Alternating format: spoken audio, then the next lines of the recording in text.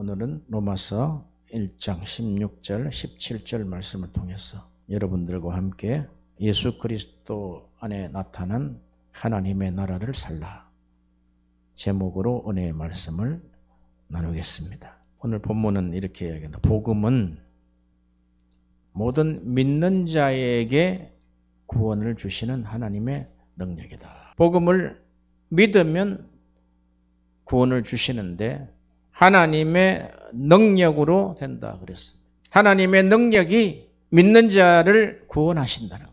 또한 복음에는 하나님의 의가 나타나서 이제 믿음의 사람이 될 수 있다는 것. 이렇게 복음은 아주 위대한 힘을 가지고 있습니다. 사도 바울은 복음에는 하나님의 의가 나타나서 믿음의 사람이 된다 그렇게 하고, 사도 요한은 복음에는 하나님의 사랑이 나타나서 믿음의 사람이 된다. 관점들이 조금씩 다르죠. 그래서 우리는 복음서도 보고 바울 서신도 보고 그렇게 해야만 우리가 한쪽으로 치우치지 않는 거예요. 오늘 여기에 성령께서 모든 것을 가르쳐 주시고 모든 것을 생각나게 하시고 성령께서 예수를 증거하게 하시고 또한 성령께서 모든 진리 가운데로 인도하시고 장래일을 우리에게 알려주시고 예수님의 영광을 나타내시고 성령께서 오셔서 죄와 의와 심판에 대해서 세상을 책망하게 하옵소서.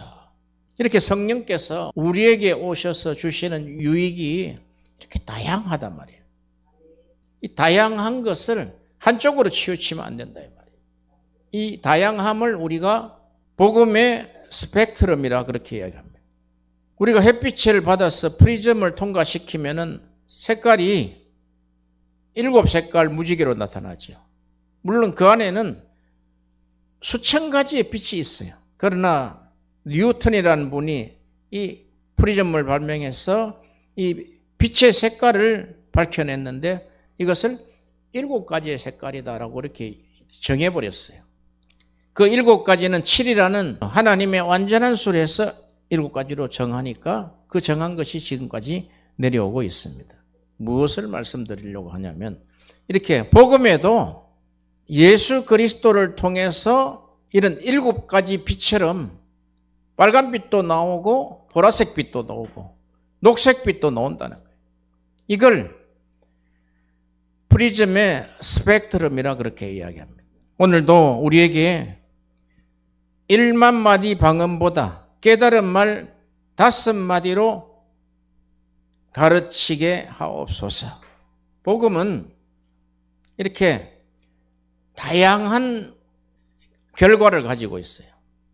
보는 사람들마다 복음을 다 달리 본단 말이에요. 결과를 달리 본다고요.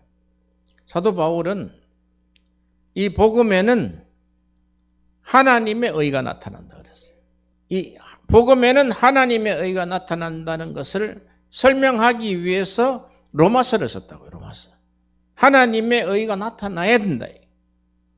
왜냐하면 하나님의 의가 나타나야지만 우리가 믿음으로 말미암아 받아들인 자에게, 믿는 자에게, 복음을 믿으면 구원을 받는다는 자에게 하나님이 복음 받은 자를 의롭다 하신다. 그래서 하나님의 구원이란 죄인이 의롭게 되는 것을 복음이라 그럽니다. 구원이라 그럽니다. 이 복음이 십자가에서 완성이 됐어요. 그러니까 십자가에서 완성이 된 그날을 첫 번째 성금요일입니다. 그 십자가에서 예수 그리스도를 통한 혁명이 시작이 됐어요. 예수 그리스도께서 고난받으시고 죽으심으로 말미암아 혁명이 시작이 됐습니다. 사건이 세상을 변화시켜 버렸어요. 세상이 달라져 버렸어요. 세상이 달라졌다는 첫 번째 징조는 예수님이 죽은 자 가운데서 부활하신 셋째 날에 나타났습니다. 죽은 자가 살아났다는 거예요. 그래서 복음은 우리가 예수 그리스도의 십자가의 죽으심과 3일 만에 부활하심이다, 이렇게 우리가 정리를 한단 말이에요. 이 부활은 세상에서 가장 어둡고 가장 강한 세력, 곧 죽음의 세력이 무너졌다는 뜻입니다. 부활을 통해서 죽음의 세력이 무너지고 우상이 그 힘을 잃어버렸습니다.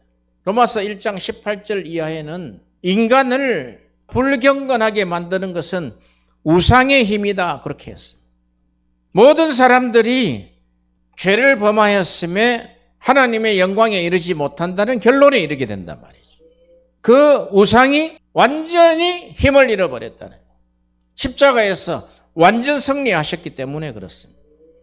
그리고 십자가에서 그 구원을 이루신 예수 그리스도의 그 사건을 믿으면 이제 죄 사함이 이루어지는. 아니, 세상에 그런 일이 어디가 있어요?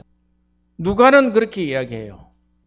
누가복음 24장 45절부터 47절을 읽겠습니다. 이에 저희 마음을 열어 성경을 깨닫게 하시고 또 이르시되 이같이 그리스도가 고난을 받고 제3일에 죽은 자 가운데서 다시 살아날 것과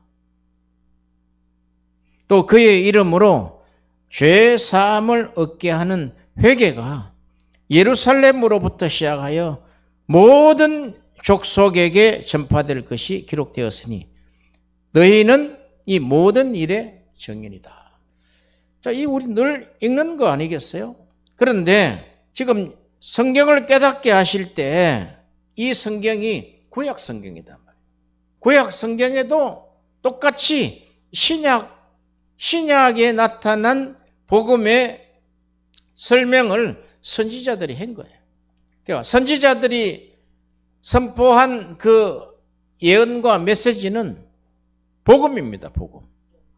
이렇게 예수 그리스도의 이 십자가의 사건, 우리가 십자가 이렇게 이야기하지만 십자가의 그 사건을 우리가 체험하지 아니하면 그냥 맹탕으로 간단 말이에요.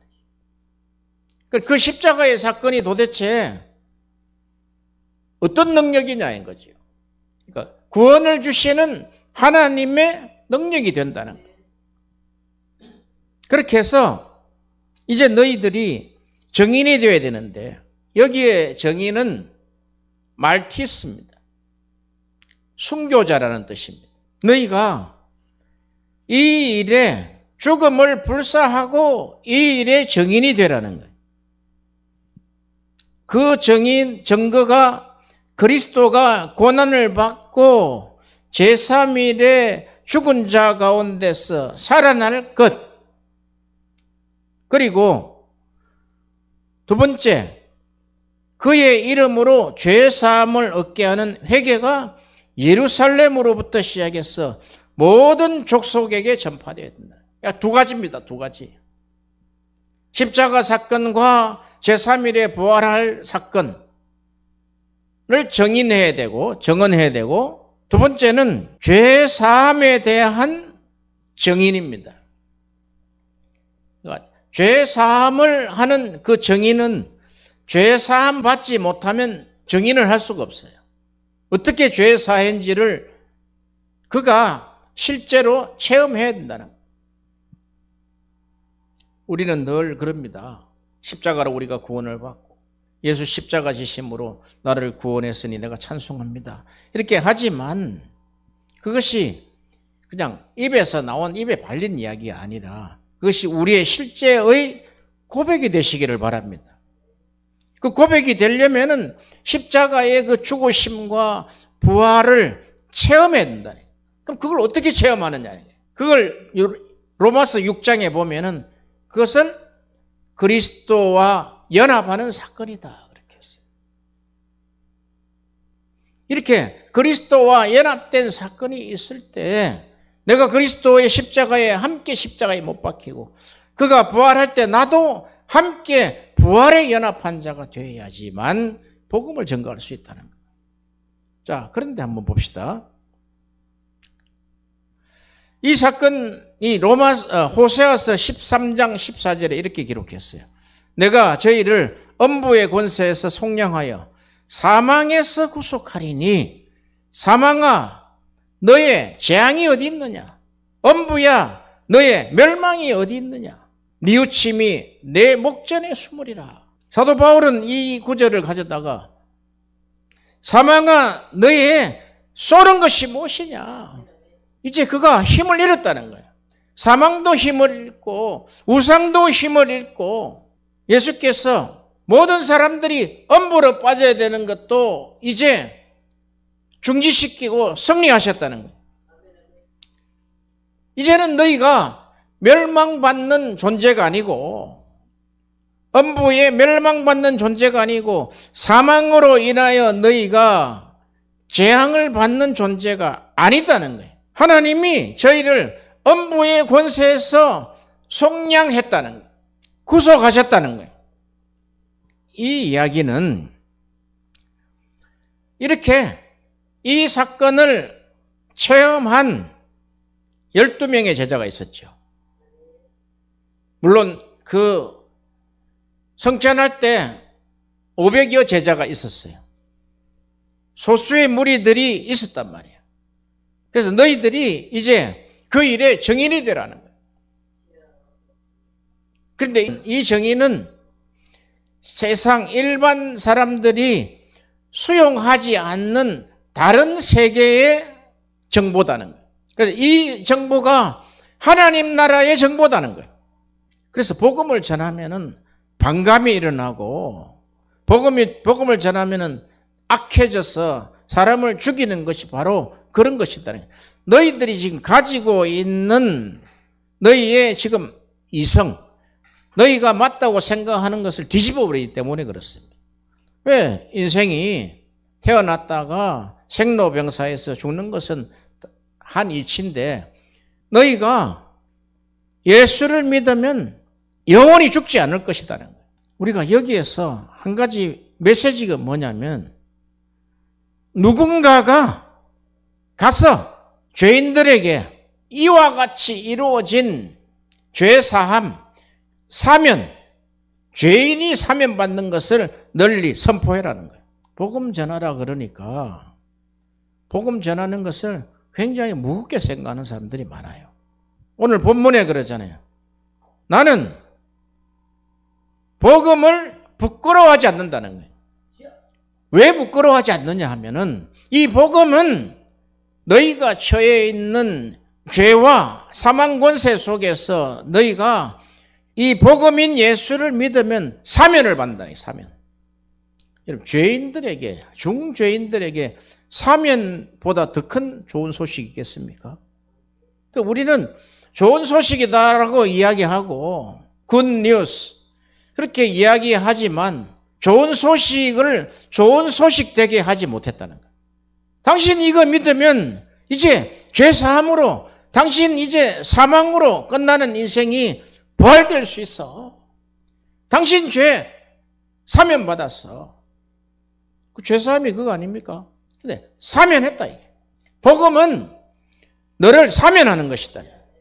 죄에서 사면하고 사망에서 사면하고 너를 메고 있는 모든 우상에서 사면하는 것이 복음이다. 이 복음. 할렐루야.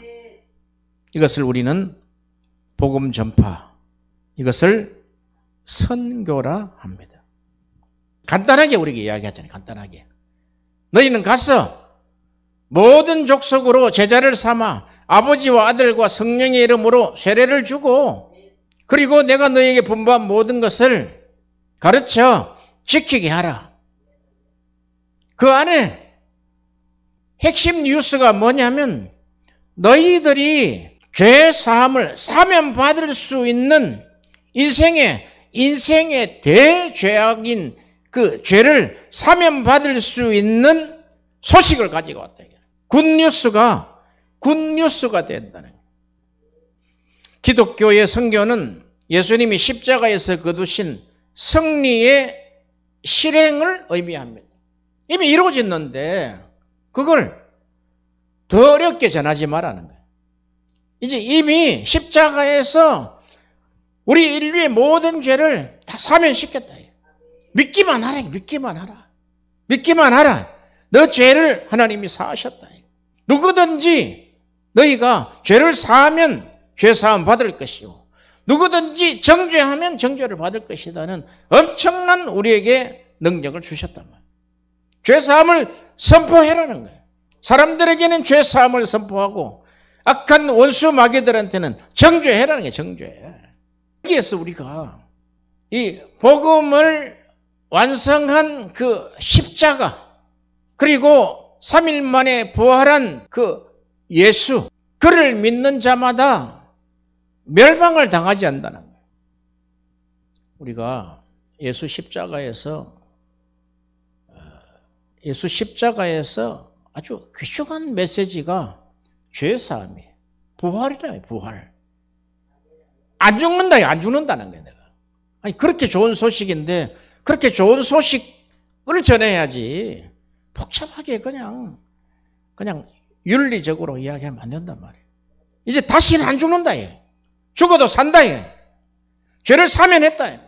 딱 두 가지 전하면 돼요. 너희의 이제 죄 있잖아. 그럼 죄 사면 받은 거야. 믿어. 믿으면 죄 사면 받아. 믿으면 죽지 않아 이제. 그보다 더 큰 희망의 소식이 어디가 있습니까? 예수님은 이 땅에 오셔서 단 한 번도 복음을 천국 가는 방법으로 설명을 안 했단 말이에요. 그분의 메시지는 항상 하나님 나라야 돼. 하나님 나라. 이제 너희들이 하나님 나라를 살 수 있다는 거예요. 죄를 사면 받았지요. 이제 죽어도 죽지 않는 부활을 하나님이 허락하실 것이죠. 그래서 너희들은 하나님 나라를 살 수 있다는 거예요. 그 나라는 죽어서 가는 나라가 아니라 예수 그리스도를 믿고 그분을 주 예수님으로 고백하는 순간 지금 여기서 시작된다는 거예요. 초대교회 성도들이 가지고 있는 메시지가 있어요. 주 예수 그랬죠. 예수를 주시라 하시느니라. 성령으로 하지 않고는 예수를 주시라 할 수 없느니라. 키리오스, 이에수스, 주 예수.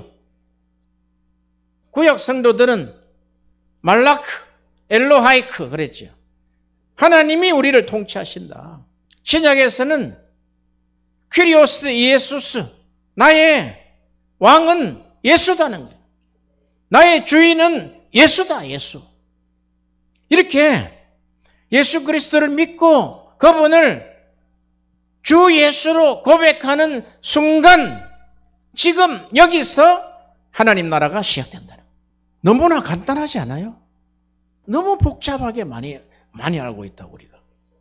그래서 공부를 하면 할수록 보면은 단순해지고 선명해져요. 선명.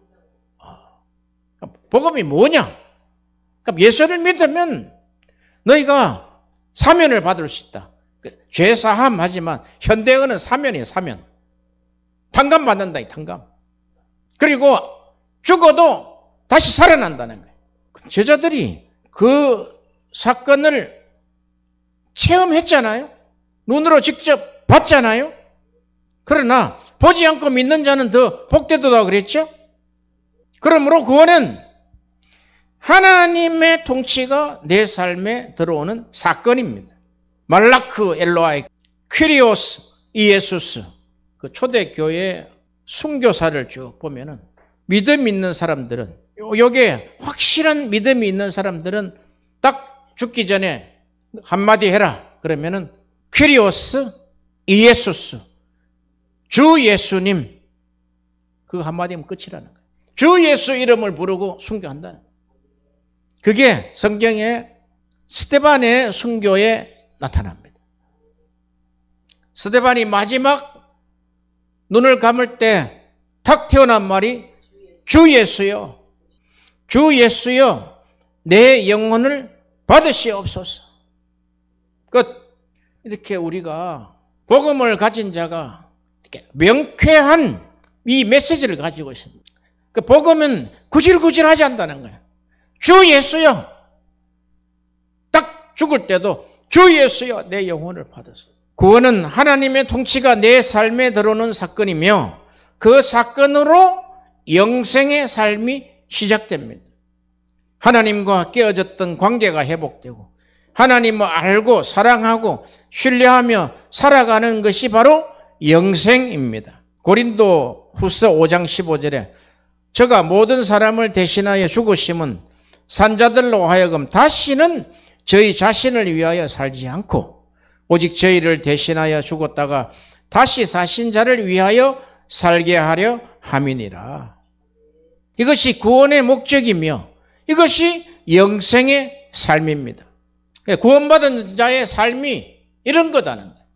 하나님 나라를 산다는 거예요. 진짜 구원받은 삶은 주인을 바꾸는 사건이 내 안에서 일어난단 말이에요. 내 안에 내가 주인이잖아요. 이제 내 안에 주 예수여, 퀴리오스, 예수스. 퀴리오스란 뜻은 주잖아요. 주. 왕이란 뜻이에요. 로마의 황제가 내 왕이 아니라 내 안에 왕은 예수다는 예수. 예수 이 말이에요. 나의 주 예수 이 말이에요. 이 말. 어렵게 안 한다는 거예요. 어렵게. 우리의 신앙 고백이 그렇게 어렵지 않다는 거예요. 주 예수여. 진짜 구원받은 삶은 주인을 바꾸는 사건입니다. 내 삶에 내가 내 인생의 주인의 자리에서 내려와서 예수님을 왕으로 모시는 것이며 새 생명이 시작되는 사건입니다. 하나님의 나라는 여기 있다 저기 있다 장소가 아니라 하나님이 통치하시는 현실입니다. 리얼리티라는 것. 우리가 살아가는 현장이다는 것. 하나님의 나라에 들어가는 방법은 그리스도 예수 안에 있는 구속으로 말미암아 의롭게 되는 시점입니다. 시점. 그래서 구원받는 시점에 죄사함의 고백, 죄사함을 선포하고 죄사함을 통한 그 회개를 통해서 그 자리에 들어가는 그 자리예요. 이것을 예수의 피로 말미암아 화목제물로 내주셔서 가능한 하나님의 신실한 언약이 성취되는 것입니다. 이것을 바울이 아주 리얼하게 자기가 경험한 그 사건을 로마서 3장 24절에서 26절에 아주 잘 기록을 해놨어요. 그리스도 예수 안에 있는 구속, 아폴리트로시스, 구속이래, 구속. 구속으로 말미암아 하나님의 은혜로 값없이 의롭다 하심을 얻은 자가 되었느니라.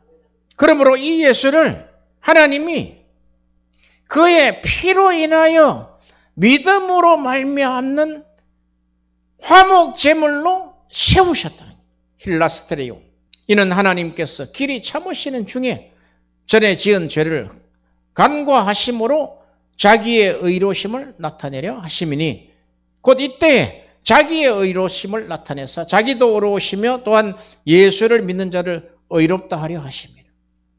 이 안에 아주 실제적인 그 리얼리티가 그대로 숨어 있단 말이에요. 그러니까 이게 우리가 해석이 안 되니까 그냥 읽고 지나가 버렸어요. 출애굽기 25장 22절에 속죄소에 대한 말씀입니다. 이게 힐라스테리온, 속죄소죠. 속죄소. 그러니까 속죄소는 정극의 위, 여기 지금 법궤 위에 뚜껑이죠. 또 궤덮개, 여기 힐라스테리온이 궤덮개. 그러니까 두 그룹 사이에서 너와 만나고, 그러니까 두 그룹 사이에 있는 그 궤덮개, 여기서 하나님이 우리를 만나시겠다는 약속이 있다면, 약속이. 그게 언약적 정의다. 이게. 왜 성막을 세웠느냐? 여기에서 너희들과 만나려고. 그러니까 하나님의 실체를 너희들이 만나라는 거예요. 만나야 된다는 거예요. 자, 여기 성막들을 지나서 성소와 지성소를 이렇게 단면도가 나왔어요. 이 성막에 들어올 때 성막에 문이 있죠. 그러니까 양의 문이라 그러죠. 예수님을 통해서 들어오죠. 들어오면은 번제단이 있어요. 번제단에서 양을 잡아요. 피를 뿌린단 말이에요. 그리고 피를 뿌리고 이제 지나가면은 물두멍이 있어요. 거기서 손과 수족을 다 씻는단 말이에요. 깨끗하게 하고 이제 성소에 들어온단 말이에요. 그러니까 우리가 기도할 때 요 성막형으로 진행하는 것이 가장 성경적인 기도의 방법이다. 그러니까 맨날 성막들에서만 기도하면 되겠어요? 하나님이 지성소, 정거계 위, 그룹 사이에서 만나자 그랬는데 그 자리에서. 그래서 성소에 들어오면은 오른쪽에 진설병과 왼쪽에 등잔대가 있어요. 등잔이 불빛이 항상 켜져가 있어요. 7개의 불이 켜져가 있단 말이에요. 말씀과 성령으로 인해서 여기서 불타는 마음을 가지고 분향단에서 이제 하나님 앞에 두 손을 들고 대제사장이 기도하는 거예요. 그래서 분향단에 기도를 많이 하면, 그러니까 분향단에 향을 많이 피우면 연기가 가득해요. 그러니까 연기가 가득한 상황에서 지성소를 들어간단 말이에요. 그러니까 연기가 가득해서 안에 누가 있는지 몰라요. 그런데 그 안에 오면은 법궤가 있는데 그걸 정거계라는데 정거계 덮개 그룹 사이에서 만나자 했다. 그게 덮개 힐라스트레움. 이게 화목제물이에요. 화목제물. 그러니까 전부 예수예요. 예수. 분향단에서 휘장을 열고 법궤 안으로 들어갈 때 연기가 가득하지 않으면 못 들어간단 말이에요. 기도가 가득 차 있네. 가득 차 있네. 여기 보세요. 꺼지지 않는 기도의 불에 이 연기가 완전히 그 안에 성막 안에 연기가 꽉 차도록 기도를 하고 이제 휘장을 지나서 휘장은 예수 그리스도의 육체니라 그래요. 그래 저기 정거교회 앞에 들어가지 않은 기도는 그냥 다 소실된단 말이에요. 그래 마음속에 이렇게 이 성막의 길을 가면서 법궤 앞에서 하나님을 만나고 하나님 앞에 하나님이요 지금 전쟁 중에 있는 저 이스라엘을 구원해 주옵소서. 하나님 그걸 안 들으시겠어요? 기도는 뭘 많이 해서 들으시는 것이 아니라 아주 명쾌하고 하나님이 딱 알아들을 수 있는 기도를 딱 드리면 된다 이 말이에요. 그런 기도의 의인들이 있었기 때문에 우리가 멸망당하지 않았다. 하나님 이 대한민국과 또 대만이 지금 동북아에 지금 전쟁 위험에 노출되어 있습니다. 이것을 막을 수 있는 분은 하나님밖에 없습니다.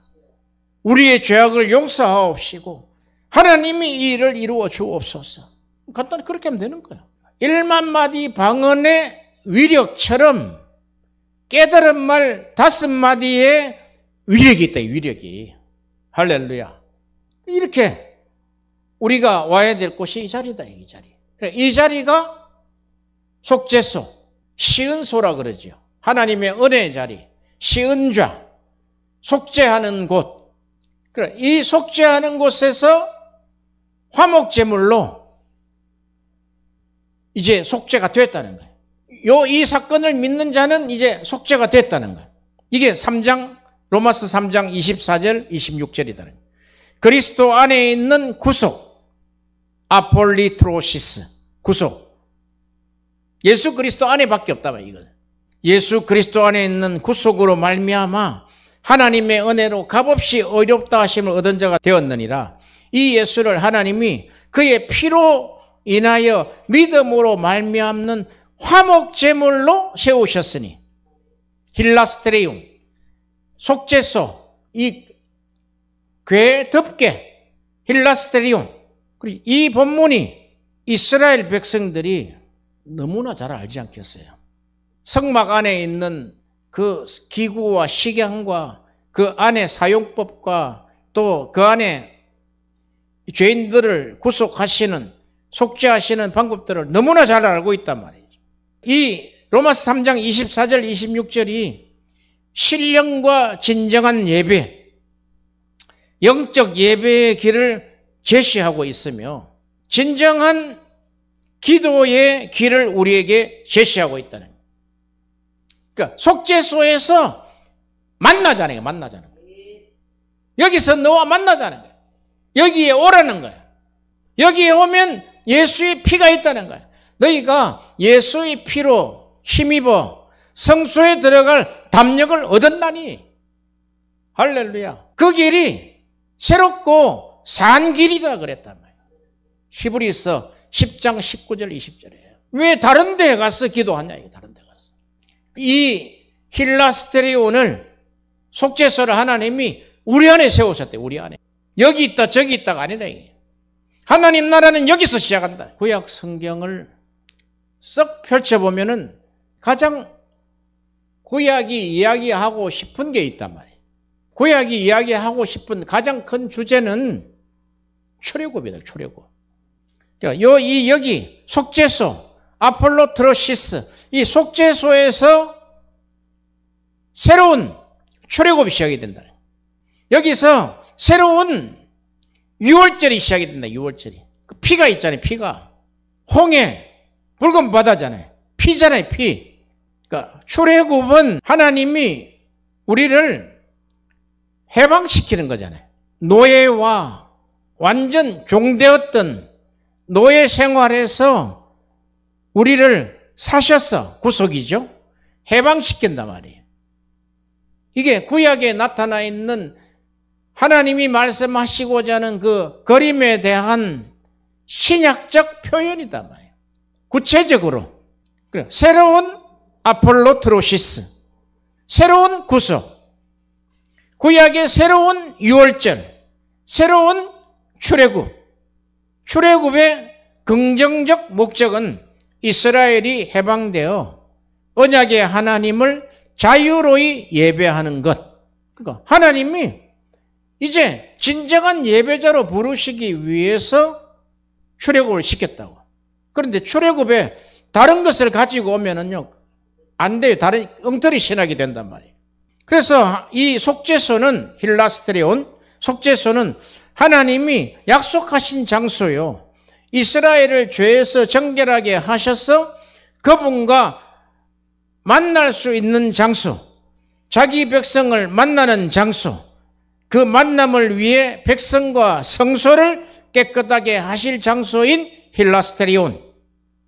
그 힐라스테리온은 우상의 자리에서 신령한 예배가 회복되고 있는 방식을 말씀하고 있다는.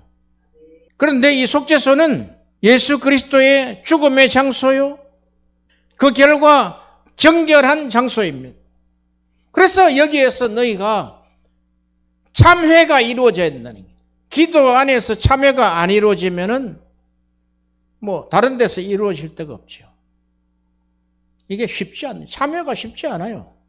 어떻게 매일 기도하는데 매일 울고불고 참회할 수 있겠어요? 이 참회는 나에 있는, 내가 가지고 있는 사상과 내 마음을 돌이키는 거예요. 아, 이건 하나님이 나의 왕입니다.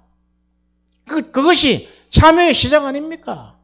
예수 그리스도께서 퀴리오스, 이에수스, 말라크, 엘로하이크, 내가 가지고 있는 이 이성, 내가 잘못 갖추어져 있는 이 우상을 딱 버리고 하나님을 왕으로 딱 세우라는 거예요. 그러기 위해서 우리에게 힐라스테리온을 주셨다. 우리 유한한 인간이 살아계신 하나님의 임재에 들어갈 때 얼마나 엄청난 일입니까 이게. 하나님의 임재에 들어가다니요. 그러나 우리는 말씀을 통해서 항상 하나님의 임재 속에 우리가 있다 이 말이죠. 우리가 하나님의 임재에 들어갈 때 죽음과 연관된 죄에 오염된 채로 우리가 나간다는 거예요. 어쩔 도리가 없어요. 우리 인간은 전적 타락되어인 것을 우리가 알기 때문에. 죄는 우상숭배의 확실한 정상입니다. 하나님보다 더 섬기는 것이 있다면 하나님 앞에 우상입니다.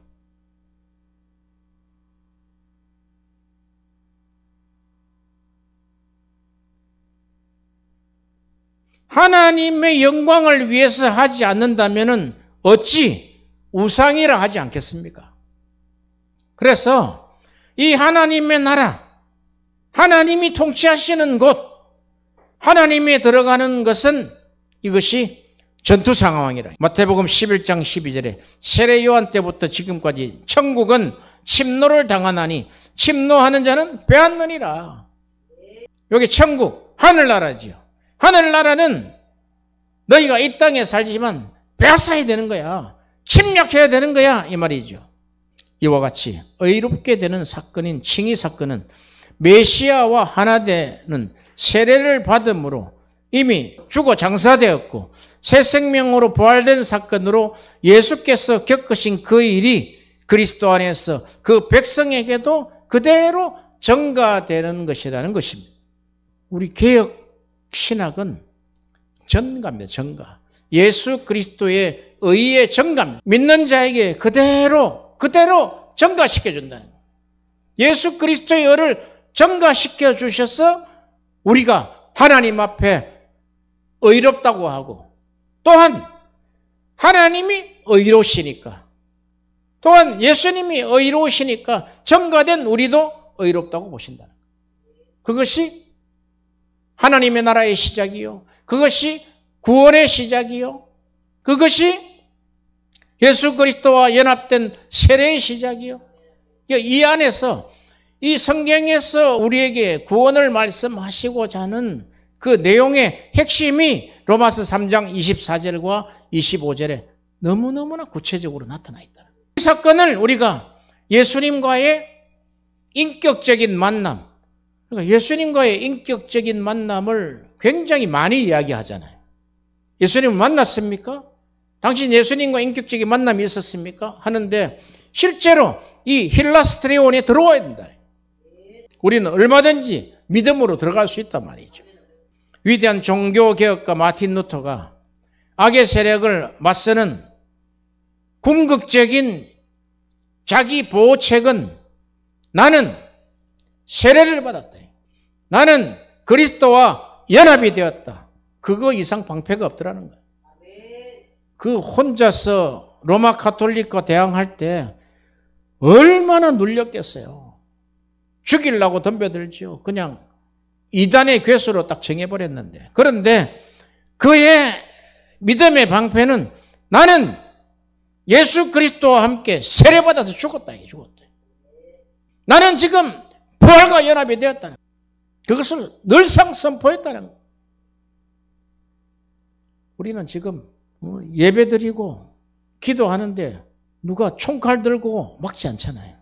총칼 들고 막는 나라가 얼마나 많습니까? 예배드리면 죽이는 나라.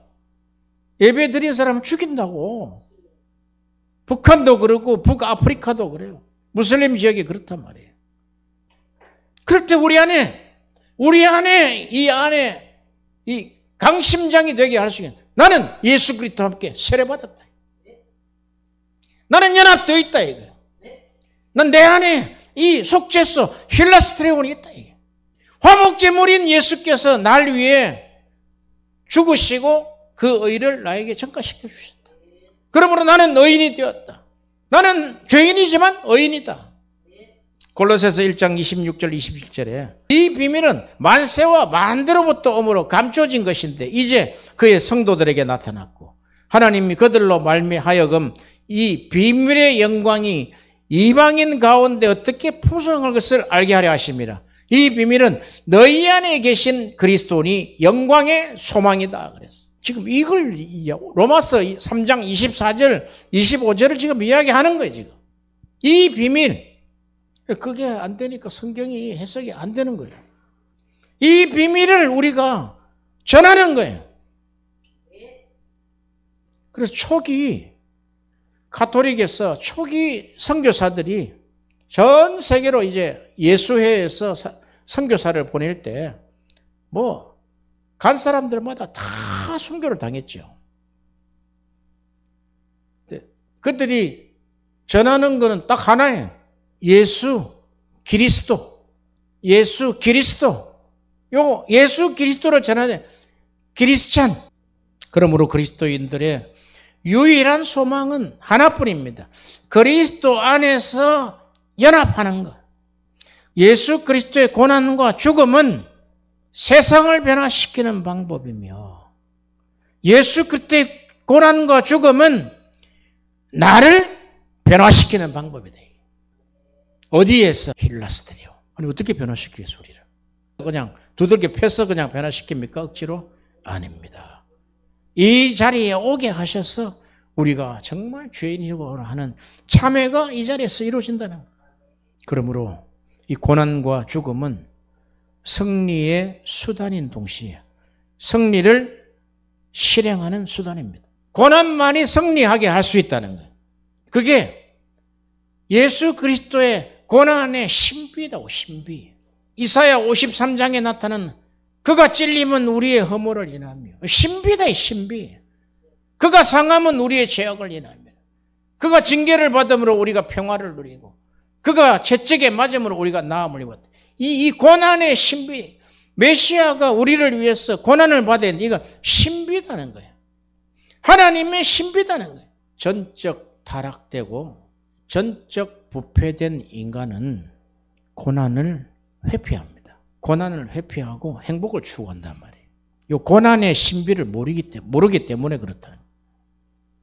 그러니까 전적 타락, 전적 부패된 인성으로는 도무지 알 수 없는 고난에 대한 이해입니다.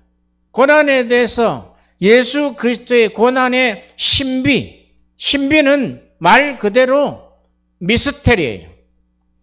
하나님의 나라의 백성들에게만 가르치는 것이다 이 말이에요.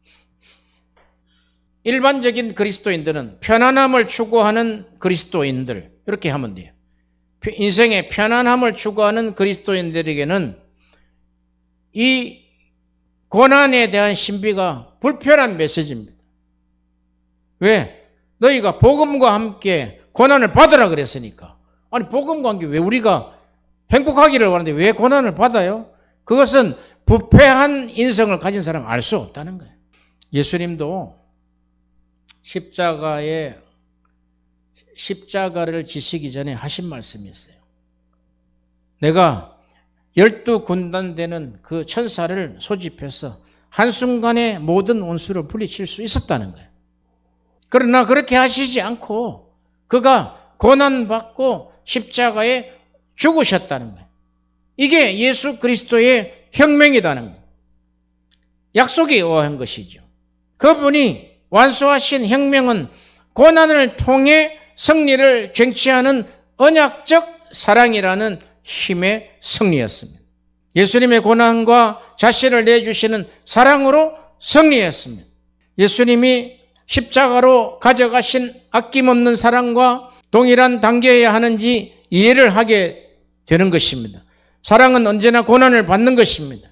교회가 서둘러 완성을 얻으려고 하거나 다른 정신이 담겨있는 단계를 거치려 애를 쓴다면 한동안 성공한 것처럼 보일 수 있으나 중세 후기에 교회의 화려함과 영광을 떠올려 보시면 그 승리는 공허하고 온갖 문제를 양산하게 되었습니다. 교회는 고난받아야 된다. 교회가 고난받지 않으니까 중세교회가 되어버린다. 지금 중세교회를 우리가 어떻게 표현합니까? 한마디로 암흑이라고 하죠. 그때는 중세교회가 교황청에서 전 유럽을 다 다스렸어요. 그 기세는 말로 어찌할 수가 없단 말이에요. 그런데 지금 그 이후 지난 천년의 영광도 지금은 우리가 이야기할 때 중세 암흑기라고 그래요. 근데 그들은 교회가 영광을 받고 승리해야 되는 것인 줄 알았다 이 말이죠. 그리스도의 고난에 대해서 몰랐다는 거예요. 베드로전서 2장 19절 21절에 애매히 고난을 받아도 하나님을 생각함으로 슬픔을 참으면 이는 아름다운 것이나 죄가 있어 매를 맞고 참으면 무슨 칭찬이 있으리요. 오직 선을 행함으로 고난을 받고 참으면 이는 하나님 앞에 아름다우니라. 이를 위하여 너희가 부르심을 입었으니 그리스도도 너희를 위하여 고난을 받으사 너희에게 본을 끼쳐 그 자취를 따라오게 하려 하셨느니라. 지금 우리의 그 선교 현장에 이렇게 이야기할 수 있어요. 하나님이 우리가 이렇게 성도들이 모여서 기도하고 이렇게 우리가 하나님 앞에 목 놓아서 예배를 드리고 하면은 좀 일 처리를 좀 빨리 해주면 좋지 않겠습니까? 얼른 채워서 그냥 10개 대학을 다 세워주면 좋지 않겠습니까? 하는데 하나님의 방법은 그렇게 안 하냐. 너희가 복음과 함께 고난을 받으라는 거예요. 이게 10년이 걸려서